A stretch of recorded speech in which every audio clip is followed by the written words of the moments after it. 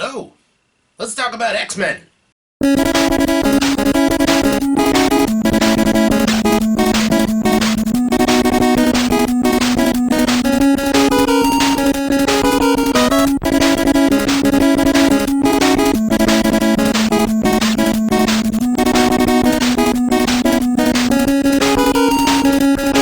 So I just saw X-Men Apocalypse, and my first impression was, man, that was pretty good. Why did the critics hate it so much? But then I took a day, I sat back, and I thought about it.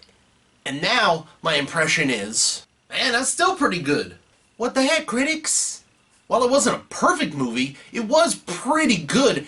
I think the biggest problem it had going for it was being released just a few weeks after Captain America's Civil War. So let's recap the movie real quick. Apocalypse, he's super old. He's the first mutant.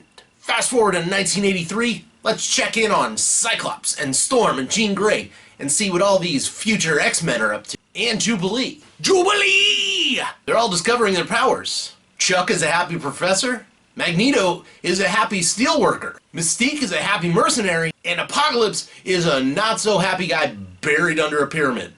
Apocalypse, or APOC for short, recruits 4 horsemen, the 4 horsemen of the Apocalypse, and wants Magneto because, of course he does. Magneto has a wife and kid, and they die because, of course, and he cries. A lot. Magneto cries a lot in these movies. Chuck goes to Moira McTaggart to flirt with her, and to get exposition. Scott can't see, but guess what? He still flirts with Jean Grey. Explosion! A fantastic Quicksilver scene. Again, it's so great, we're just gonna ignore how unrealistic it is. And yes, this is a movie in which a girl with a mohawk can control the weather, a man can teleport, Jennifer Lawrence can shapeshift into something that isn't Jennifer Lawrence, and yes, this was unrealistic. But it was so great, we don't even care. It was fantastic. Because if he can move that fast, why do we even have any of these problems? After the mansion explodes, we see Stryker! Oh my god, Stryker! And he takes the people most relevant to the plot, but not Jubilee. Come on, guys! Obligatory Wolverine cameo. Final battle in Cairo. Apocalypse is big, but only in Charles's mind. Magneto is destroying everything! Don't worry, he just needs a pep talk. Again. Mystique finally uses her powers in this movie. Charles is gonna die! Unleash the Kraken! Yay! Wrap it up! Post-credit scene to tease for future films. So a little formulaic, but not bad. So some things that I really liked in the movies. First, the costumes. I thought they were fantastic. Maybe with the exception of emo Nightcrawler. They harken back to the comic books and the animated series. Psylocke's costume was perfect. The Wolverine cameo with his Weapon X stuff on was amazing. Storm looks super good like in the 80s comic books, and none of it ever seemed corny or out of place. Well, maybe emo Nightcrawler. Apocalypse was paced out really nicely, so you didn't get to see the full scope of his powers until the very end, teasing the audience to wonder what this guy could really do. The special effects look really good. I know that's par for the course this day in movies, especially comic book movies, but a lot of times they can cheap out and look fake. But I thought they did a really good job of taking real actors and giving them CGI enhancements instead of having CGI characters. In fact, this might be the first film of the year that I've seen that might get some Academy love in the special effects category. I really like the young cast. I thought the girl from Game of Thrones was really good. She cried a little bit less in this than she does in Game of Thrones. That's good. Cyclops was good. He's the kid from Scout's Guide to the Zombie Apocalypse, which was a fantastic film, so you should totally watch that too. And I don't really know what else he was from. The kid actor who was Nightcrawler had the accent down perfect. I just don't like how he was handled. I'll get to that. Because the thing that bothered me the most was Nightcrawler. Here's why. I'm a nerd. I understand that. I accept that. So, I am familiar with the comic book origin. I liked the animated series. And I even liked X-Men 2, where Nightcrawler was done better. Because Nightcrawler can teleport. Pew! Pew! Bam! So can I. But he has one rule. He has to be able to see where he is going. If he can't see it, then he might teleport into a wall or another person.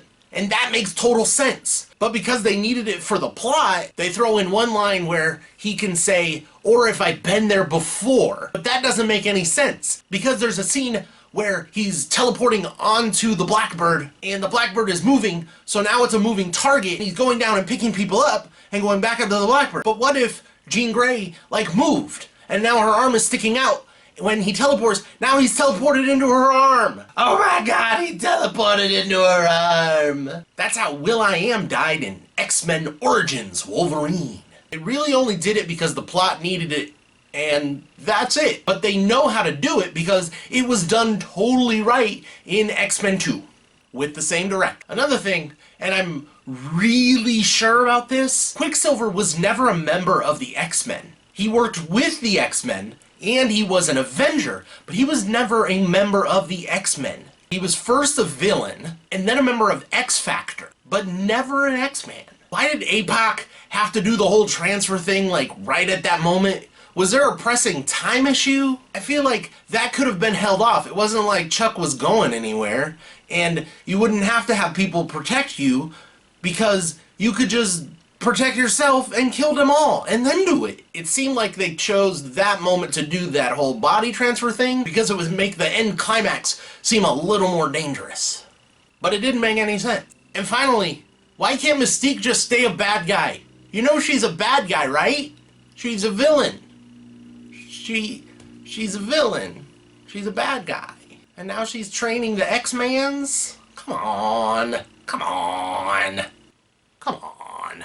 But overall, I really liked it. It was very entertaining. I don't think I was bored at all. Even in Captain America Civil War, it kind of dragged a little bit in the middle. But most of that was for character development and plot development, which is fine, but there was a point where it's like, if you need to take a pee break, do it now. In X-Men, I didn't really get that. But it has some good action scenes and some good acting. But it isn't a Marvel movie. It's a 20th Century Fox Marvel movie, and that's okay. As long as it's not DC, am I right? I do wish there were a couple more scenes with Psylocke and Storm and Jubilee! I wanted to see what they could do a bit more. But that's down the road, I hope. You better. And I wish APOC were a bit stronger throughout, but minor complaint because they were saving him for the end, and that makes sense from a filmmaking standpoint. Although he should have grown in real life and not just in Charles's mind, because he can grow in real life and make him big, and then he smash them.